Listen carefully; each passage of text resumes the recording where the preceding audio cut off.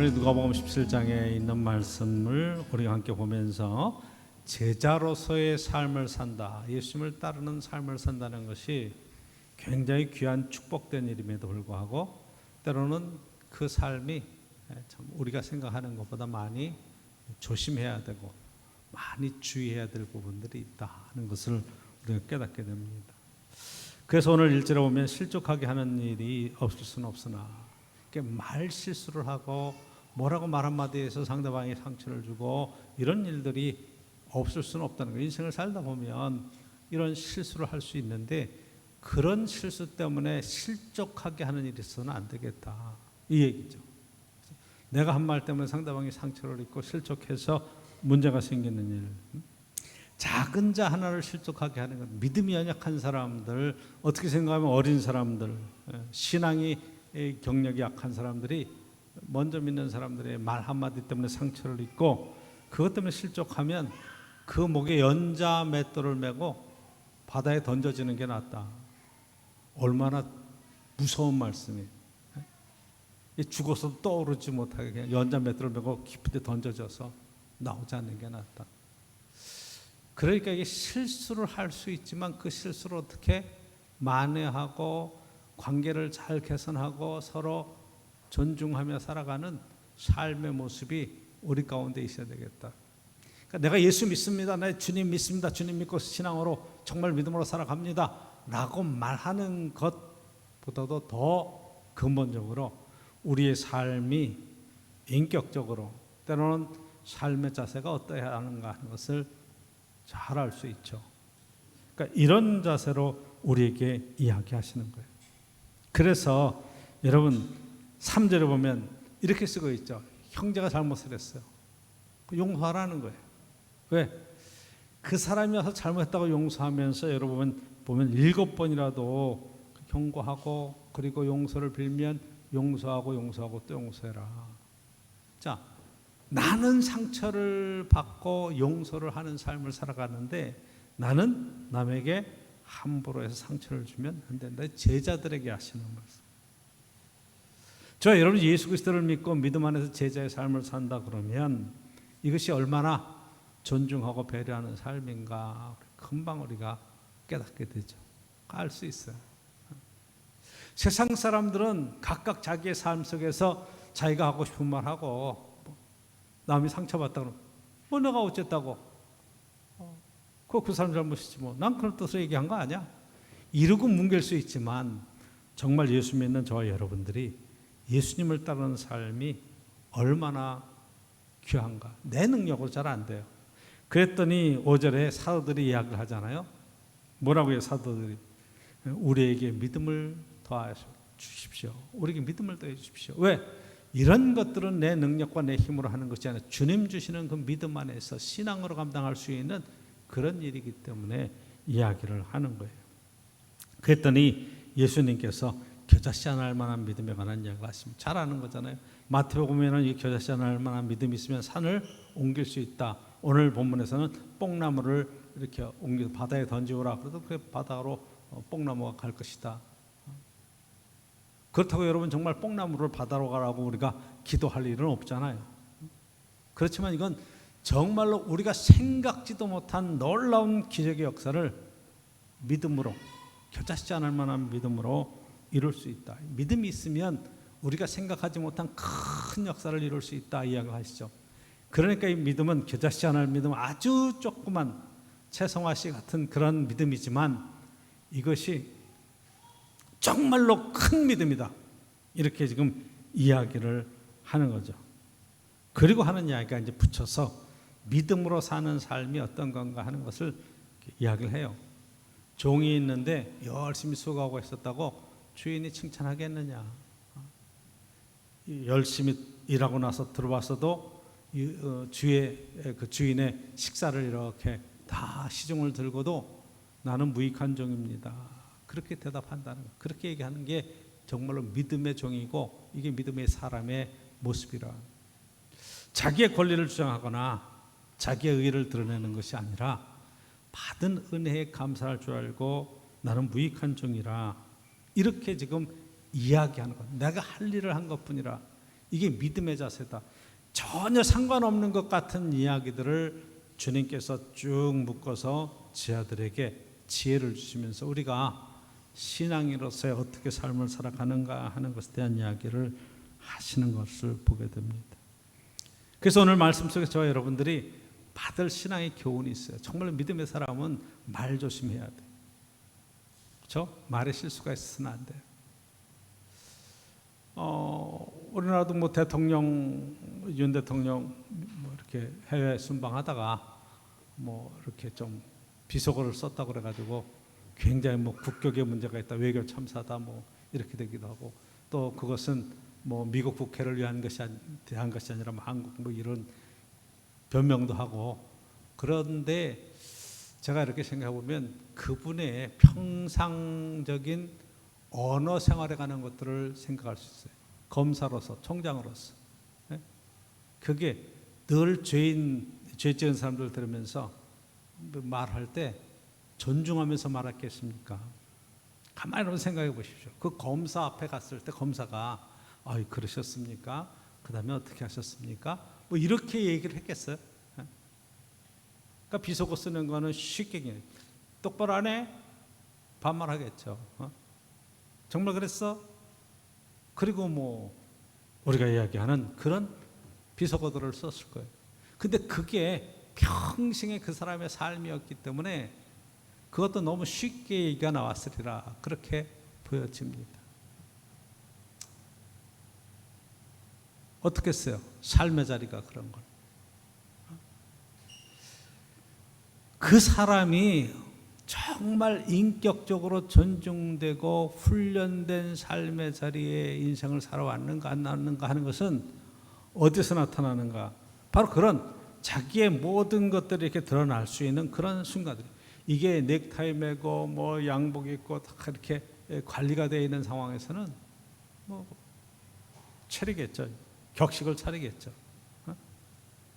근데 긴장이 풀어지는 순간에 자기의 본 모습의 언어들이 나온다. 그 언어는 그 사람의 인격과 삶의 자리에 관한 이야기예요. 너무 그것을 가지고 막 정치적으로 지금 막 뭐 공격하는 것도 좀 저는 그렇게 생각하지만, 어쨌든 이 언어라고 하는 것 자체가 우리가 평소에 쓰는 언어 자체가 그렇게 되어져 있어요. 여러분 의사 선생님들만 생각해 보세요. 의사가 진료한다, 병원에서 쓰는 언어들이 있잖아요. 그 사람은 평소에도 그런 언어를 써요. 학교 선생님은 선생님의 언어들이 있고 다 이 언어들이 있어요. 그 사람의 언어는 결국 그의 삶이고 그의 인격이고 그렇게 되기 때문에 우리가 이 언어의 생활이라고 하는 것, 저 여러분들이 신앙생활하고 교회 안에서의 믿음으로 산다, 세상 속에서 사는 시간이 더 많지만 적어도 예수 그리스도의 제자로서의 삶을 산다는 것은 언어 하나의 그러한 표현조차도 우리가 신앙으로 감당할 수 있는, 정말로 신앙으로 변화된 우리의 인격으로 드러나는, 신앙으로 드러나는, 믿음으로 드러나는 그런 언어를 써야 된다고 하는 것을 다시 한번 깨닫게 되는 순간이죠. 그래서 여러분 사랑의 언어, 믿음의 언어로, 또는 격려하며 칭찬하며, 정말로 어떻게 생각하면 감사의 언어들이 우리의 삶 속에 넘치는 그러한 인격으로서의 바뀌어지는 역사가 신앙생활 속에 꼭 있어야 되겠다는 거죠. 우리가 남을 비판하기 전에 너를 먼저 돌아봐라. 마태복음 7장엔 분명히 그렇게 얘기하시잖아요. 그 비판하는 비판으로 내가 도리어 비난을 받을 것이다. 저 여러분들이 정말 이 작은 자 하나에게 한 것이 곧 내게 한 것이다. 주님께서 그렇게 말씀하시며, 이 작은 자 하나를 실족하게 하는 일이 없을 수는 없지만 실족해 하는 것 이상으로 징계가 오기에 책임이 분명히 따른다. 차라리 연자맷돌을 메고 깊은 바다에 던져지는 것이 나을 것이다. 이렇게 말씀하시는 것을 보면 우리가 지금 어떻게 우리의 행동과 삶을 통해서 배려하며 존중하는 삶을 살아야 되는가, 굉장히 중요한 이야기죠. 그렇죠? 예수님이 내 안에 계셔요. 내가 예수님 안에 있어요. 그래서 내 안에 모든 생각과 이 언어들이 나오는 것들이 정말로 예수 그리스도가 나올 수 있도록. 김혁도 목사님이 그랬죠. 감옥에 가지고 얻어맞는 거예요. 예수 믿는다고 또 저거 한다고. 그러니까 한 대 맞을 때마다 그랬다고 그러죠. 예수, 예수. 맞으면 나오는 거예요, 예수. 왜 그렇게 맞으면서도 예수, 예수 그러냐? 그랬더니 내 안에 들어있는 건 예수님뿐이 없기 때문에 그렇다. 그러니까 우리 속에 무엇이 들어있는가?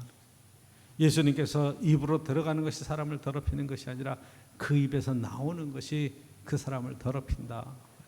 정확하게 우리가 잘 기억하시고 우리의 일상생활 속에서 어떻게 우리의 언어를 쓰고 우리가 어떤 행동을 해야 되는가. 그리고 상대방이 나에게 상처를 주고 그리고 죄를 짓고 나를 어려움을 끼고 나서 용서를 구하면 7번이라도 용서해라. 몇 번이라도 용서해라. 그걸 마음에 품지 말고 불쌍히 여기고 용서하는 마음이 우리 속에 있어야 된다. 심지어 예수님께서는 뭐라고 하냐면 원수 갚는 것이 주님께 있으니 그것도 다 주께 맡기고 너희들은 원수를 위하여서 복을 빌라는 거예요. 축복하라는 거죠. 정말로 하기 힘든 말씀들이에요. 이 말씀들이 우리의 삶 속에서 구체적으로 여러분 적용이 되면 여러분의 삶의 자리가 천국이죠. 그렇죠? 우리 교회가 천국이죠. 마음의 상처를 입었는데 정말로 배려하는 마음으로 용서하고 이해해주고 얼마나 아름답겠어요. 여러분 국익에 대한 이야기를 이렇게 쭉 얘기할 때 어떤 것이 정말 국익이 될까? 까발기고 막 이러는 것들이 국익이 될까? 덮어주는 게 국익이 될까? 실수라고 그러는 거와 의도를 갖고 하는 거하고는 전혀 다른 건데 우리가 그런 것들에 대한 생각까지도 깊이 좀 한번 해보면 정말로 우리가 이루어야 될 하나님 나라에 대한 가치관이 세상과 얼마나 다른가 하는 것들을 우리가 너무너무 잘 알잖아요. 허물을 덮어주고 상처를 덮어주고 그리고 이건 용서하고 이것이 주님께서 저들에게 우리 요청하시는 삶의 모습이라고. 여러분 때는 어렵고 힘든 일들을 우리가 당해갈 때 정말로 하나님 안에서 용서하면서 배려하면서 믿음으로 아름다운 신앙의 공동체를 잘 이루어갈 수 있는 신앙의 축복이 하나님 은혜 가운데 함께 있기를 간절히 축원합니다. 나하고 생각이 달라, 나하고 주장하는 바가 달라, 정책인 노선이 달라. 우리 교회 안에서 하나의 그런 공동체가 있을 수 있잖아요.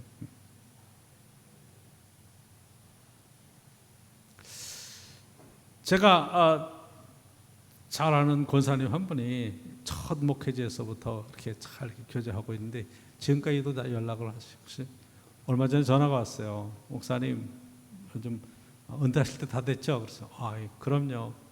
본인도 이제 퇴직하고 목사님 은퇴할 때 꼭 연락 주세요. 제가 가서 축하해 드릴게요. 그러냐고 어떻게 지내냐고 그랬더니 이게 서울 올라가서 열심히 개인 사업도 하고 하시다가 이 재주가 참 많으셔요. 그래서 노년에 70까지 이제 교회 봉사한다 생각하고 교회는 청소하고 관리하는 전반적인 일들을 하셨어요. 그리고 그 교회 서울에 있는 어떤 교회인데 목사님이 바뀌었어요. 그 새로 젊은 목사님이 왔어요. 그래서 신방을 쭉 가정 신방을 하다가 권사님 교회에서 이제 여러 가지 그런 잡일도 하고 여러 가지 관리도 하고 하는 일을 신방을 오셨어요. 그때 와서 딱 보니까 이 권사님 좀 보수적이야.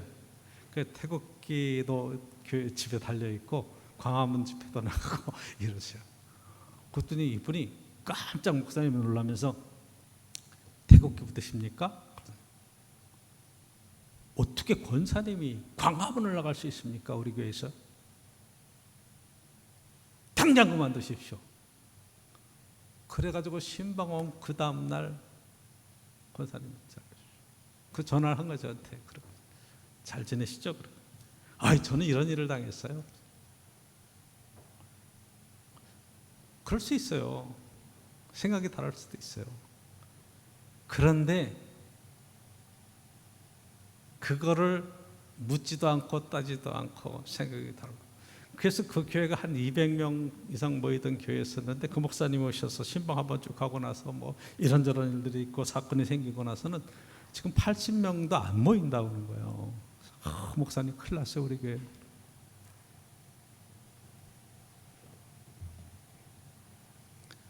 아니 교회가 여가 있고 야가 있고 그래서 되겠어요? 하나님 안에서 예배하는 건데. 아이 그런 생각을 갖고 계시군요. 그러면 이런 면에서도 한번 생각해 보세요. 하나님은 이렇게도 역사하시잖아요. 그렇게 생각을 서로 포용해주고 이해해주고 잘못된 길로 가고 있다면 그 길을 바른 길로 가도록 용서하고 세워주고 이러는 것들이 배려하는 마음이고 존중하는 거죠. 응? 여러분 한번 생각해. 가정에서 아버지와 아들이 생각이 달라요. 정당도 달라. 그렇다고 야 이놈아 너 나가. 아버지가 나가세요. 그러진 않잖아요. 그러진 않잖아요.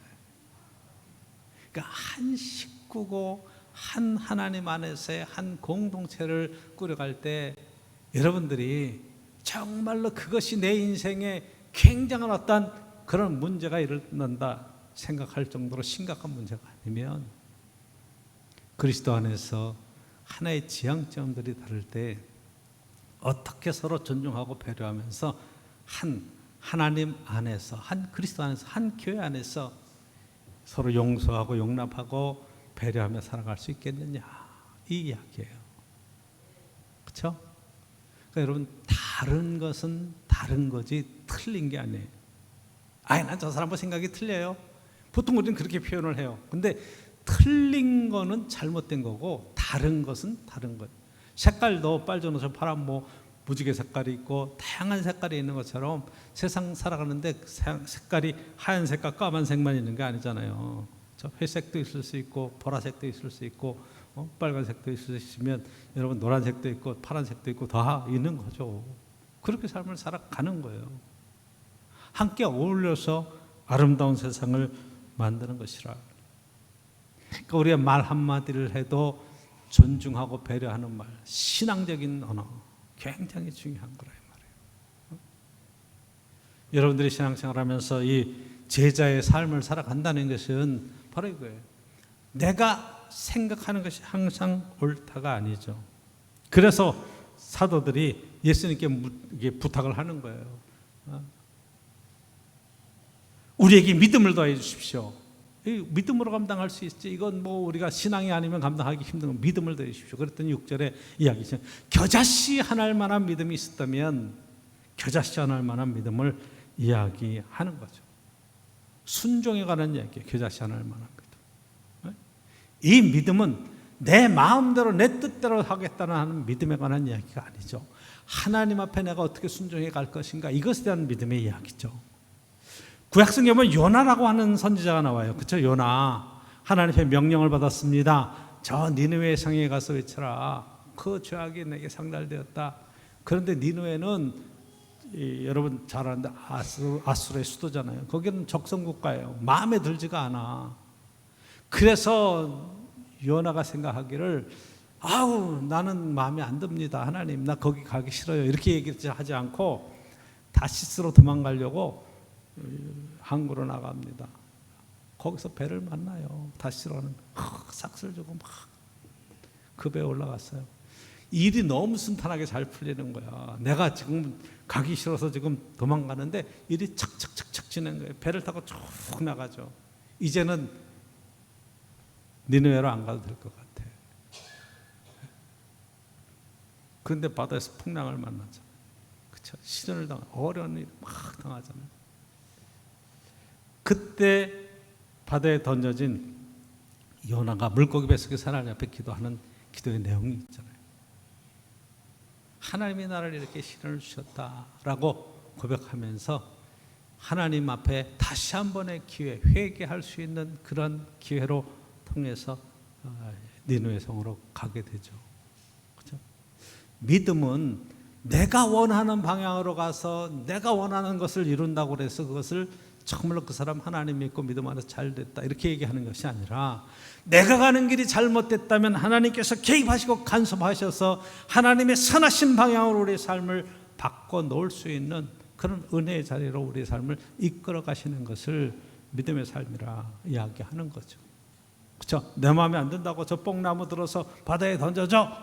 그래서 내 생각대로 됐다. 그 차원의 얘기가 아니라 말이에요. 내 앞에 산과 같은 문제가 있다고 할지라도 하나님 앞에 정말로 염려하지 아니하고 근심하지 않고 기도해가면서 이 문제를 하나님께서 어떻게 해결해 가시는가를 볼 수 있는 것이 믿음이라 이 말이죠. 그 여러분 믿음의 이 신앙생활을 해갈 때 우리 겨자씨 하나를 믿음, 자그마한 믿음이라고 얘기하지만 이는 어마어마한 믿음이고 이 믿음은 크기의 문제가 아니라 이 말이에요. 크기의 문제가 아니라.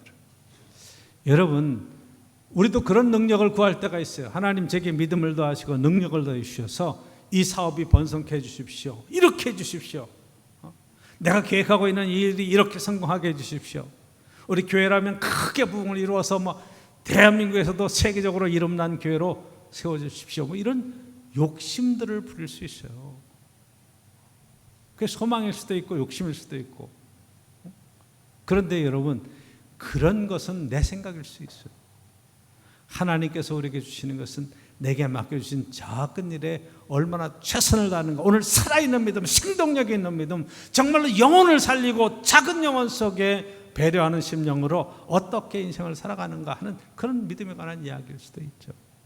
그러니까 저희 여러분들이 신앙생활을 해갈 때 큰 꿈과 대단한 꿈에 관한 이야기보다는 작은 삶 속에 어떻게 오늘 최선을 다해 살아갈 수 있겠느냐 하는 데다 초점을 맞추시면 여러분 산을 옮기는 것은 쉽잖아요.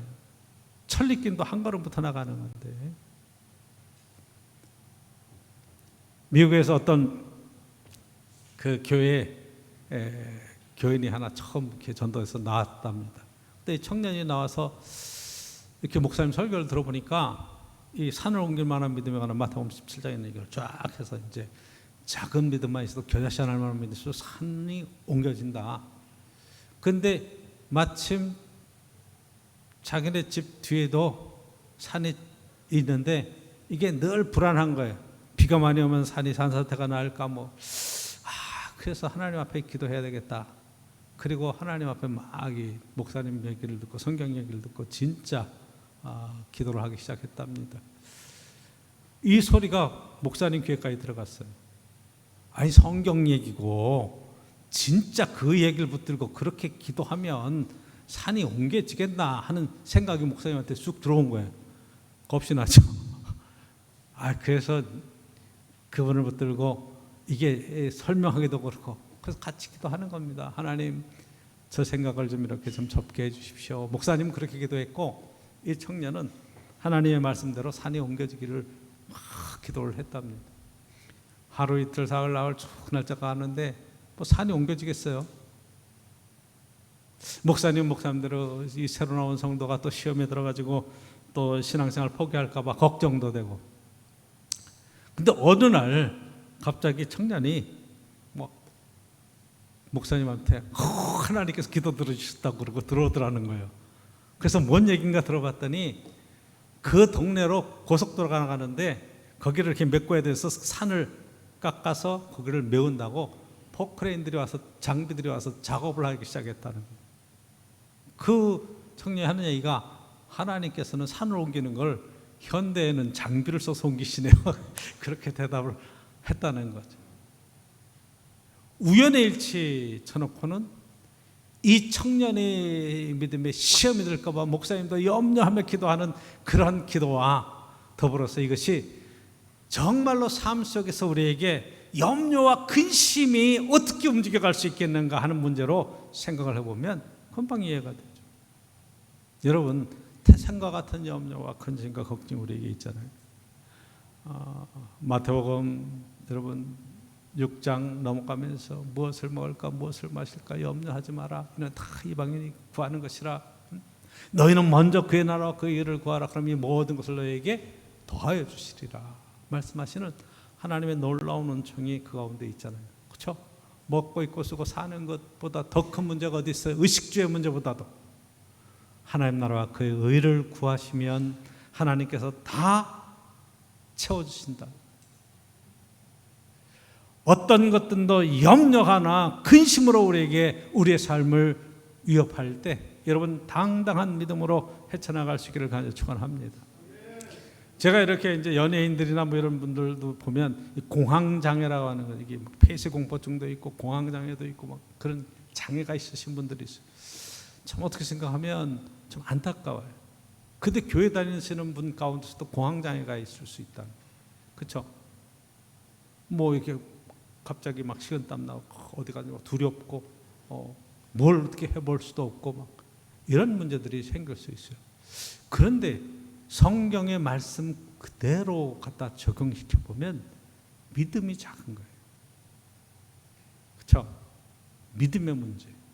아니 그건 병적인 차원, 잠깐만 정신적인 그런 얘기를 하지 말고 신앙적인 얘기로 한번 들어가서 보면 정말로 하나님이 우리에게 어떤 상황 속에서든지 염려와 근심과 걱정 가운데서도 우리를 붙드시고 보호하시고 이끄신다고 하는 담대한 믿음이 있으면, 산을 옮길 만한 믿음이라고 이야기하지만 그 믿음은 겨자씨 않을 만한 신뢰란 말이죠.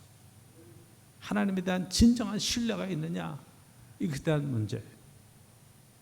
두려움도 내려놓고 염려와 근심과 걱정도 내려놓고 걱정과 근심할 시간에 최선을 다해서 우리에게 맡긴 일들을 감당해가면 될 것이라. 그 세 번째 나오는 이야기가 바로 종에 관한 이야기잖아요. 종이 나가서 열심히 밭일하고 논일하고 하루 종일 일하고 나서 들어와서 주인이 잘했다 격려하고 칭찬받는 것이 아니라, 그리고 열심히 음식을 만들어서 주인을 공개한 뒤에 그리고 나서 너는 쉬고 씻고 먹고 그럴 것이 아니겠느냐.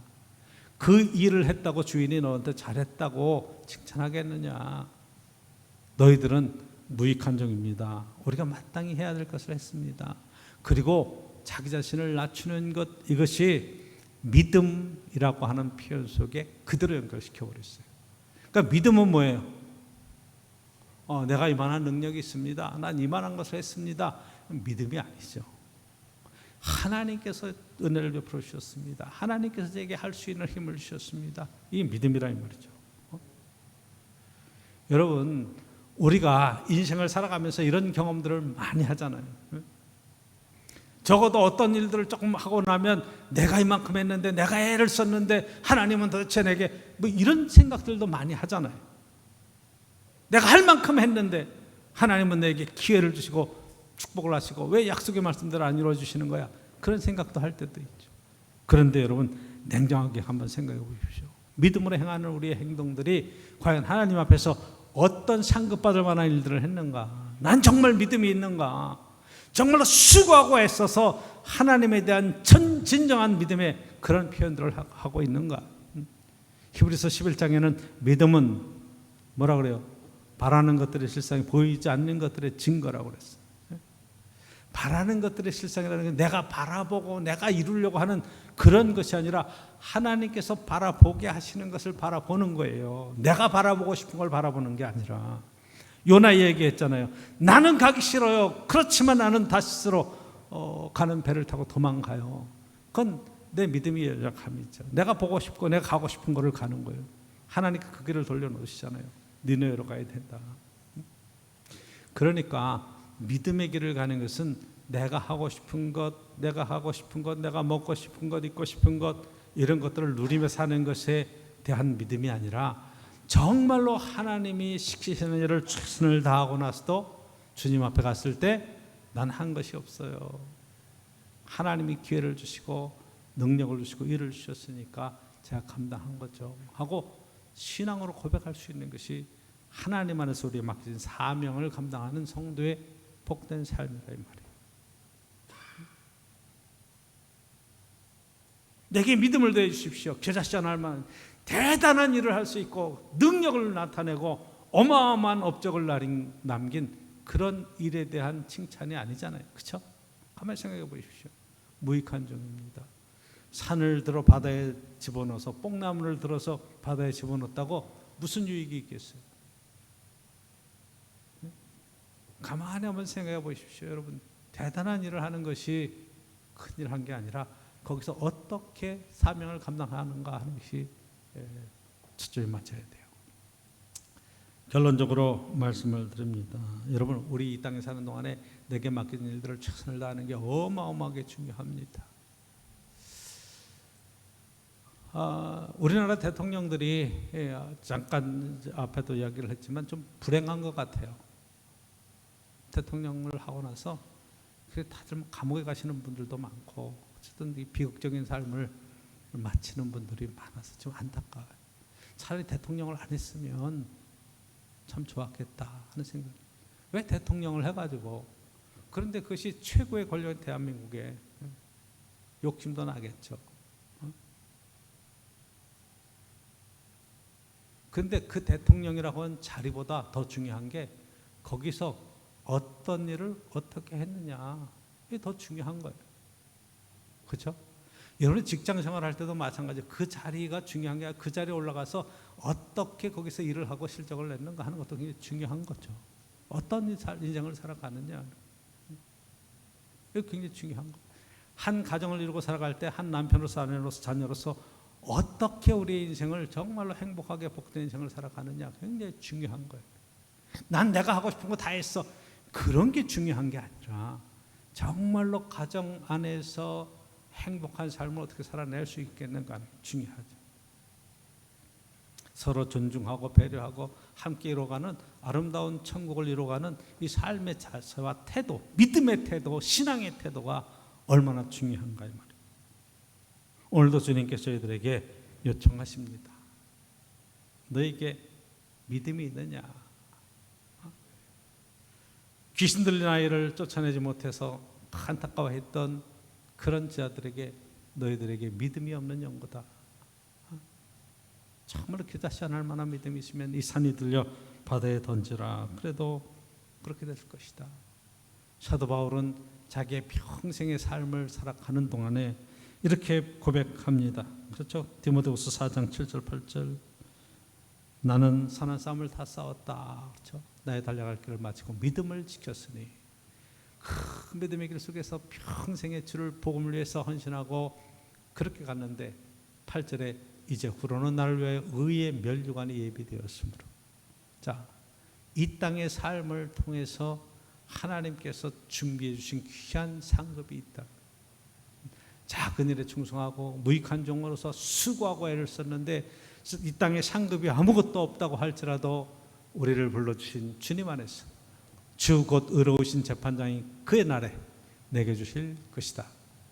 내게만 아니라 주의 나타나심을 사모하는 모든 자에게 주실 것이다.